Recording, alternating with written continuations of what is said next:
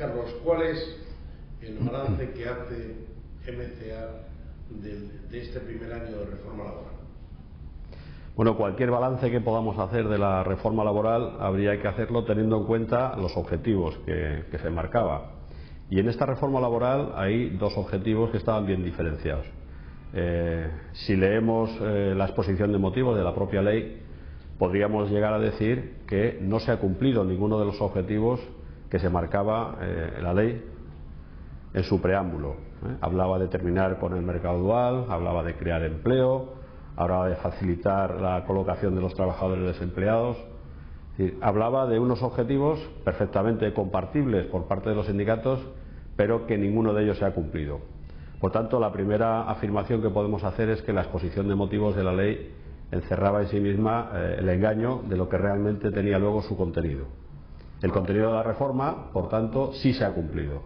Se ha cumplido por los objetivos que el Gobierno se había marcado, que no son los que decía la exposición de motivos, son los que realmente venían en el contenido de la reforma.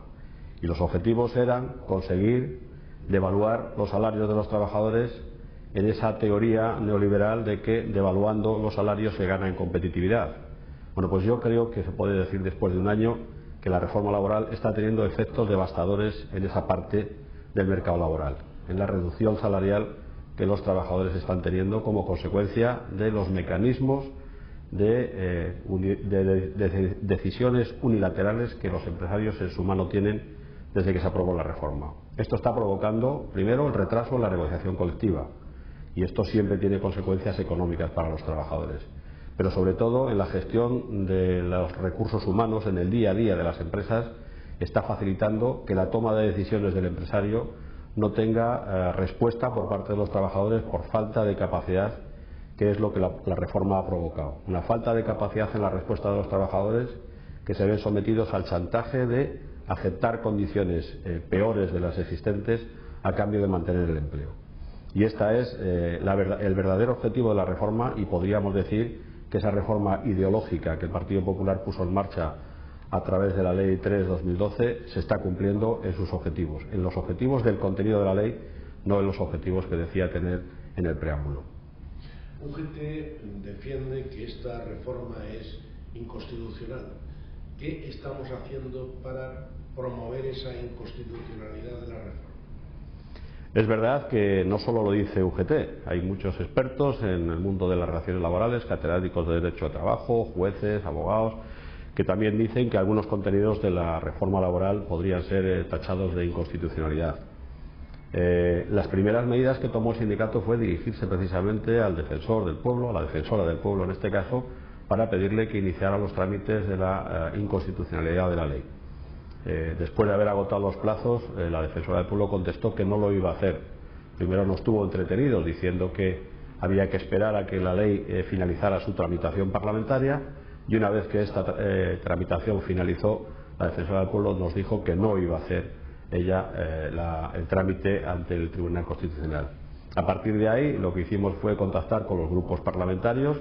Hemos conseguido que los diputados del Partido Socialista Obrero Español y los diputados de Izquierda Unida presten el número suficiente de diputados para presentar la cuestión de inconstitucionalidad, y esto ya está hecho. El gran problema que tiene nuestro país es que los trámites ante el Tribunal Constitucional son trámites muy largos, son trámites que finalizarán pasados 5, 6 o 7 años, y por tanto las expectativas de una resolución favorable a nuestras tesis por parte del Tribunal Constitucional llegarán, pero llegarán muy tarde, cuando ya los efectos de la reforma hayan tenido su máximo esplendor sobre los trabajadores. Por tanto, el recurso al Tribunal Constitucional es un recurso que no podemos obviar en ningún caso, pero que lamentablemente en nuestro país los efectos que tienen estos recursos, aunque sean favorables, son demasiado tardíos. En las últimas jornadas de negociación colectiva se elaboraron o se diseñaron una serie de fórmulas para tratar de atajar o esquivar la reforma.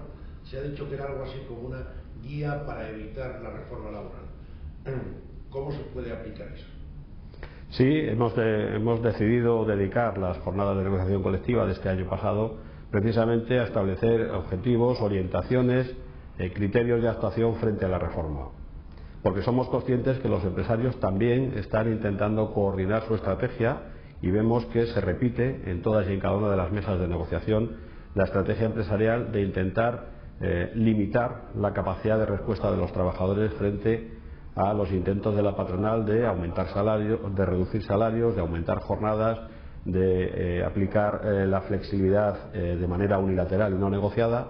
En definitiva, todo un conjunto de medidas que la reforma laboral ha puesto en manos de los empresarios y que de forma unilateral intentan aplicar, bueno, pues con los criterios que hemos establecido en las jornadas de negociación colectiva intentamos hacer frente a eso.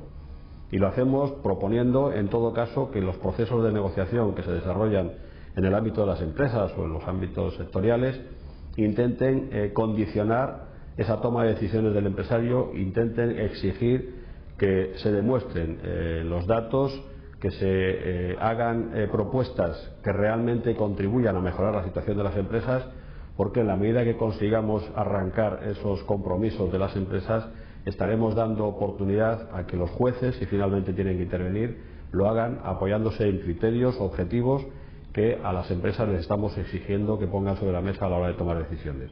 Es un conjunto de medidas, como digo, que lo que pretenden es dar argumentos a nuestros representantes en los procesos de negociación para defenderse de esa unilateralidad que es la principal arma que la reforma ha puesto en manos de los empresarios.